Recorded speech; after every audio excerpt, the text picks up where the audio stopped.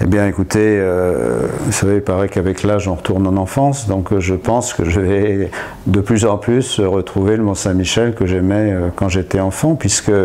bien sûr, sur un plan environnemental, le désensablement et le rétablissement du caractère maritime du Mont-Saint-Michel vont s'accentuer au fur et à mesure des années, puisque à partir de 2015, on aura véritablement la vision définitive de ce que sera le Mont-Saint-Michel dans les années à venir, mais bien sûr, au fur et à mesure des ans, et le Couesnon va creuser, les sables vont de plus en plus partir du pourtour du Mont-Saint-Michel, et il sera de plus en plus rendu à la mer et aux éléments. Donc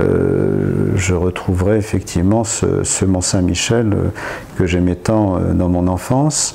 Et puis d'un point de vue alors de la visite, je dirais, du Mont-Saint-Michel, je pense qu'il va y avoir au fur et à mesure des années une nouvelle appropriation du Mont-Saint-Michel. Je pense que l'on a beaucoup visité le Mont-Saint-Michel ces 30 dernières années, comme beaucoup d'ailleurs de grands musées ou de grands sites internationaux, un peu sur le mode zapping, c'est-à-dire on fait un tour très rapide et puis on va voir autre chose un petit peu plus loin. Là, il va y avoir vraiment matière à y rester plus longtemps, qu'on s'intéresse à la spiritualité, qu'on s'intéresse à la culture et bien sûr qu'on s'intéresse aussi à l'environnement et surtout de retrouver en un même lieu ces trois valeurs qui me semblent être des valeurs,